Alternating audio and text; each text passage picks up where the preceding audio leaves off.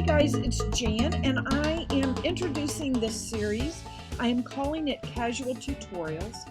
This is going to be a series that I do over on Periscope.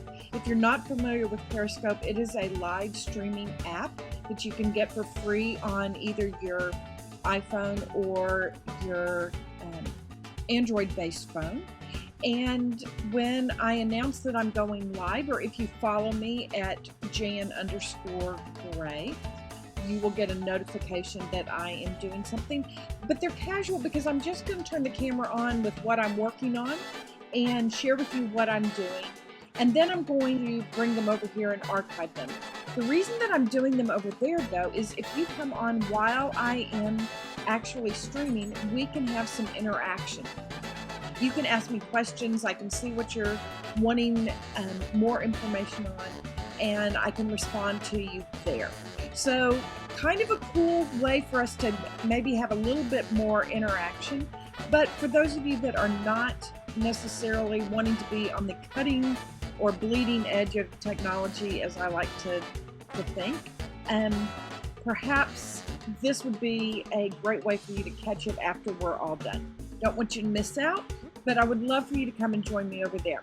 I'm going to just turn it on.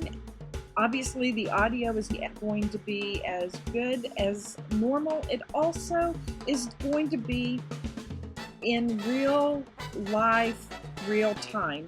So I'm not going to be editing or anything else. I'm just going to pick it up and bring it over here. Hope you what you think. Let me know what you think. Be sure and follow me on Periscope and leave me a comment down below on what you think of Casual Tutorials.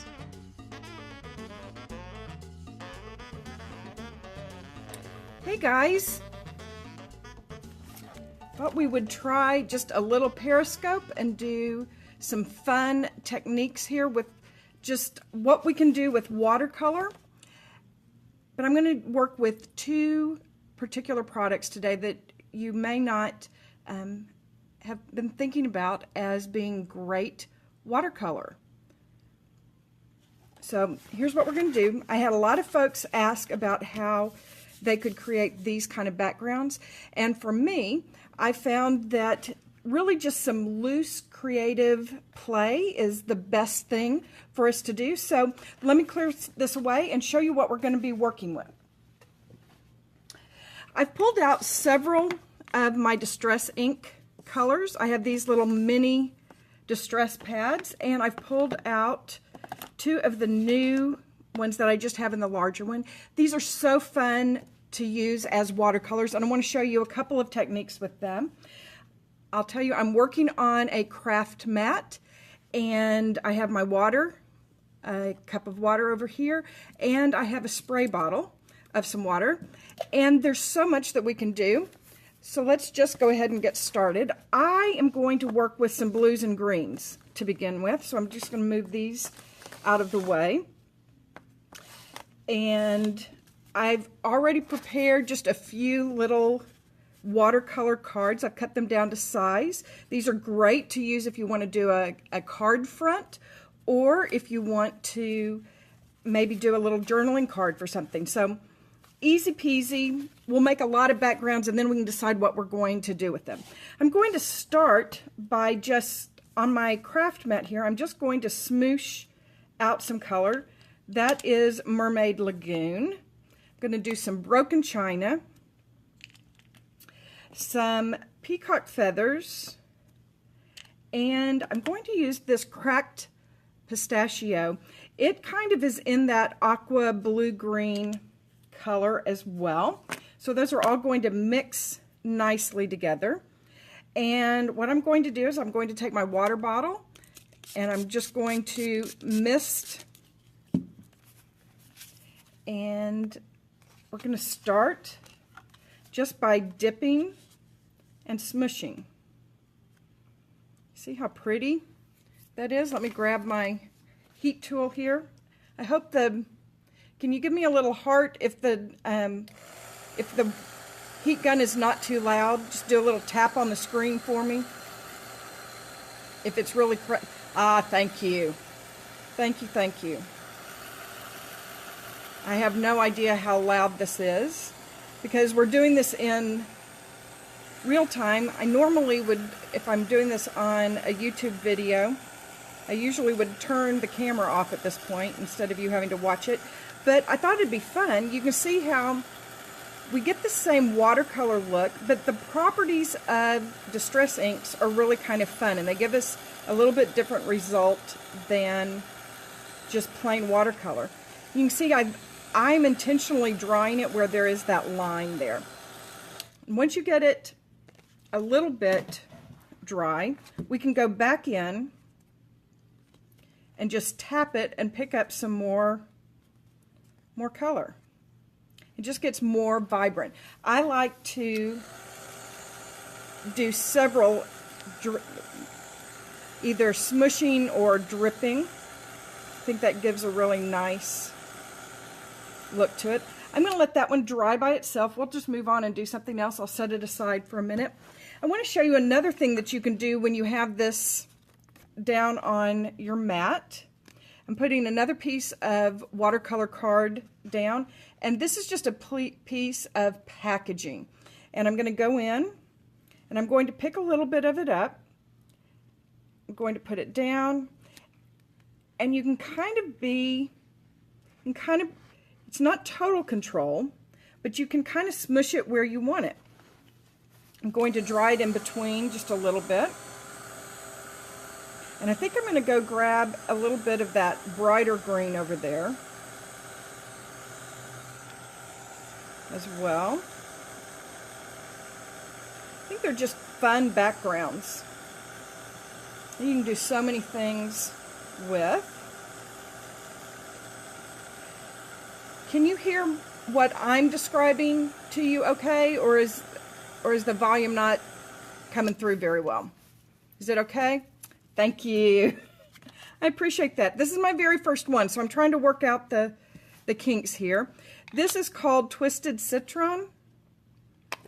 I think it's a fun color. I'm going to just add a little bit of water to it as well. Now I'm going to go in and just pick up a little color with it. Let's see.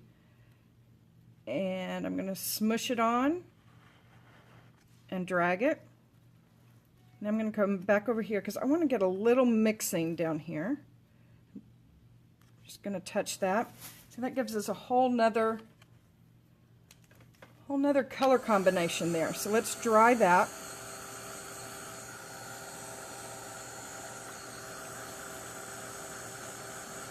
Actually, I'm going to let that dry, and I'm going to show you something else. I'm having to rethink the way that I demo, because I usually can not make you have to watch the not so much fun stuff. But I want to show you, I'm going to just put some clear water all over here. And we're still just working with the inks that I've smushed out on the page here. I'm out on the craft mat. This gives me a really nice light background. But I want to dry this just a little bit, because if you've never worked with distress inks, you may not know some of the really fun properties that they have. They are always going to be reactive with water. It's the reason that a lot of times I love using them for my watercolor medium. You know, I may be just working on either on a card or on a Bible journaling page, but I'll pull my distress inks out because they have some very interesting properties. I want to add just a little bit darker color in over that. So I'm not going to use as much water. I'm just going to use kind of the water that I can add to from the... So very fun. If you add wet into wet, you get really nice blending. Anywhere that you've dried the card completely, you're going to, the watercolor is not going to spread as easily. Okay, I'm going to get that dry. And I'm going to see if I can do this without picking up our ink over there, because I don't want to waste that. We're going to do something else with it, but I want to show you this really cool thing that happens. This is now a dry background of those fun colors. And I'm just going to put some water in my hand and splash it down on the card. And if you give it just a second, I'm just taking a piece of dry paper towel, and I can blot up some of that color. It gives it a bleached look. Is that cool or what? Thank you for the hearts. You all like that one too. Is that really cool? Okay, let me show you something else. This is so fun. Do y'all want to play all afternoon with watercolor? I do. There's just so much. I'm going to do, using the ink that I have here, I'm just going to make another little background here. And you know what, I'm actually going to take some of that peacock feather because I think that's really beautiful. Not going to add any water because I want there to be some dark. When you're doing, this is a subtraction technique using the same sort of principle that we just did with the other one. I'm going to dry this. You want it to be dry.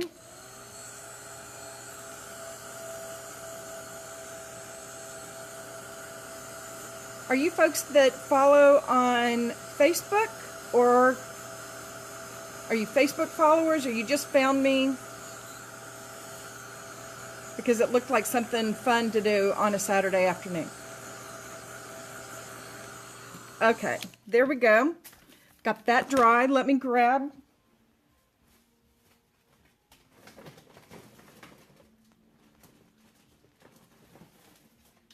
I'm going to grab a stencil here, and I actually am just going to clean this up just for the sake of not making a total mess. Okay, so we have our Distress Ink watercolors. Oh, you do follow on Facebook. Hi. Okay, so we have this. It's our Distress Ink watercolor background. We're going to put a stencil down over it, and because we're just doing this for fun, I'm just going to hold it down, but if you wanted it to be really good and pristine, you could tape down with either some washi tape or with some masking tape. And I'm just going to lightly mist, okay? It's just water we've sprayed. I'm going to give it a couple of seconds, and then while the stencil is still in place, I'm going to come in here and I'm going to dab at it, okay? May put just a little bit more water down. And this is not going to be pristine because it's a wet media technique, but let's pick this up and see what we got. Probably should have waited just a little bit longer. Here's what I'm going to do. I'm going to grab a baby wipe and dry this off. Put this back down on here. Holding it in place, I'm going to go in and scrub just a little bit with a baby wipe, because we're basically reactivating it. And I had some other colors on there, but isn't that a really fun texture that you get? We can dry it. Makes a great background to do a little journaling or some hand lettering on. Fun, right? Okay. Let me show you another product that we don't talk about a whole lot. These are Inktense pencils. They're made by DeWitt, and I really like using them for these kinds of techniques. And I will tell you, I prefer the bars. And let me just give you a quick explanation for why I like the bars. I'm just going to grab, this one's already out. I am not a huge fan. Hi. Yay for Inktense. Yes. Okay, so let me tell you why I prefer the bars over the watercolor pencils. The pencil brand style of these. And it's preference, guys. Everybody has their own thing. And this is probably I just haven't played with it enough. But here, let me show you the difference. When I come in and color with these, and then come back with water, you know, we know they're going to blend. But see, I don't know if you can see this, but it keeps a little bit of that original drawing is still visible underneath it. Does that make sense to you? Whereas if I go in and I just pick up some color and bring that in, I'm not struggling to get all of that mark to dissolve. So that's just me. I prefer not having the drawing lines showing up. I want a really nice blended card, and I can get that with these particular colors. Now, I chose to use both of the Distress inks first, and then the Inktense pencils for this little our time together today, because they are both great watercolor medium, but they do something, their properties are very different.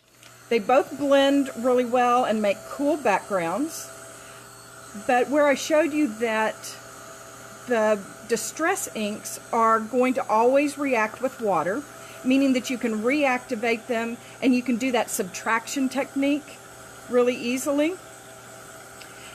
Once the Inktense pencils or the bars are dry, they don't reactivate. So wherever you've put that color, it's going to stay there.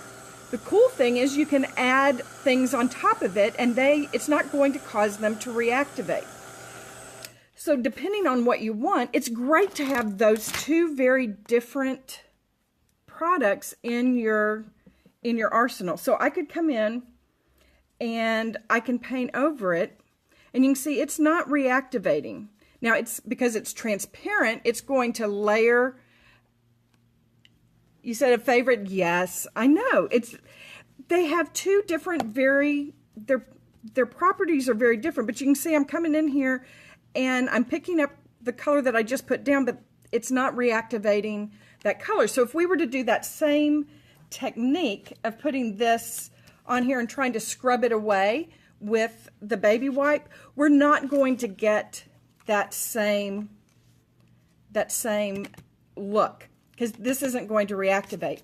But again, different products that give you really cool, very, very, very cool techniques, results. So let's do something fun with some pink here. I love creating backgrounds that are basically just drip. So I'm going in and I'm loading up a lot of color on my brush, and I'm putting it along an edge here, okay? I'm going to go back and I just put as much pigment as I can get on there. Can you kind of see how there's a bead of color there? Okay, so now I'm going to take my water and let it drip. And the cool thing with this, because I'm using the Inktense, is I can go in and dry this and it will stop reaction. So let me do that. Actually, I'm going to put that down and let it dry just for a minute. Let's do another one in maybe a little bit. It's just fun. I'm telling you, it is. And you're going to get a different result every time. So I'm going to load up some blue over here. I'll do that. I'm going to do a little spray. Okay, that's just cool. I don't care who you are. Okay, so let's go finish and dry this one. And I think for this technique with the Inktense pencils, you really do want to have it dry, because we want this streaky stuff to really last. Of course, a little heavy with water, so I'm going to.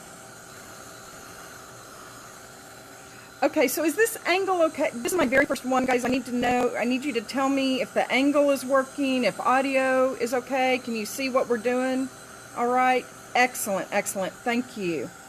Okay, so that, I'm going to call that good enough. Now, because that's wet, it's going to blend a little bit, but I think we can still kind of see what we're going to do.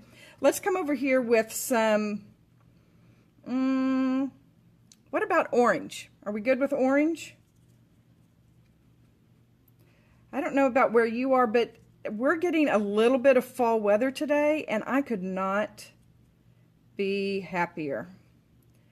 I am ready for some nice fall.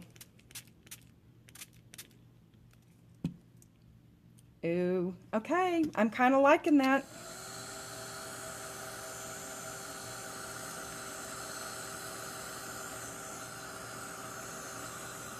Okay, what should we do with this? I'm going to start with the color yellow, and I'm gonna start audio great, but oh, I lost what you were saying. I am sorry. Audio's great, but let me stop. Could you say that one more time so I can see what you said? The audio is great, but I'll dry, if you don't mind resending that so I want to make a correction for whatever it is that lighting and water reflection. Okay. So this reflection down in here is bothersome, or the lighting on the water when I'm watercoloring. Okay. Let's see.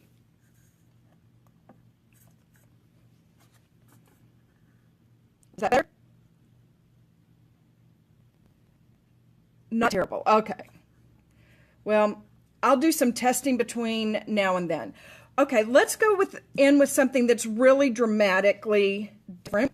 The opposite of blue is orange. So let's do that. This is a good chance to see if the transparent color, how the transparent color stays. That didn't end up to be very orange, did it? We kind of got a 4th of July card. Well, you know, we'll save it. We'll do something with a 4th of July card. But how cool is that, okay? So now let's come back over here with our watercolor. This is our distress ink. We have a few more folks that were here. We created this with distress ink. So I want to do the same technique that we just did, only with the distress ink, so that we can see how that property of them being able to reactivate with water, how that makes a difference. So let's do, you can see really quickly you get a lot of backgrounds, right? We'll have to do something fun. You know what we may have to do is, if you do a smush background or a watercolor background and you post it, I'll make a little thing over on Facebook. We'll do a little giveaway of something. I'm not exactly sure what we'll give away, but we'll give something away. If you take one of these techniques and use it on your own card, and just take a picture of it and post it on my Facebook account. Okay, so let's take, and this we're going to do just a little bit differently. I'm going to take the ink and I'm just going to put it directly here on the page. And I haven't done this before, so I don't know what effect we're going to get, but I'm trying to put a lot of ink onto this watercolor card. And I am working with watercolor card. When you're doing techniques like this, it's best to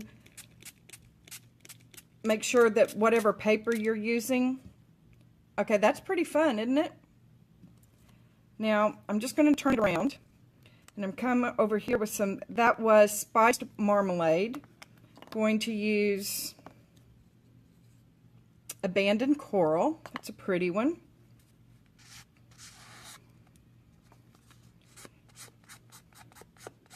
Put some of that down there. See if I can get my fingers out of the way.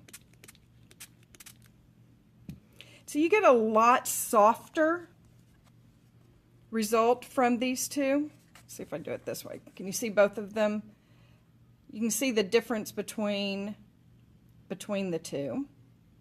But here's what you can do with this one. If you wanted to go in and fill in some color in the center, you could, because it's not going to reactivate.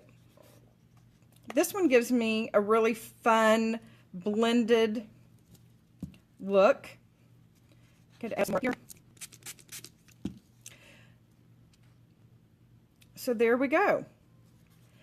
How's that for just a few fast watercolor backgrounds?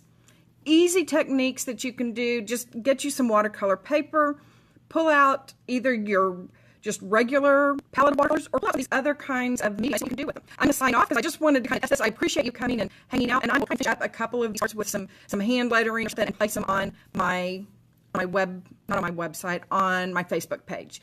Thanks, guys. Y'all are the best. I'll see you soon.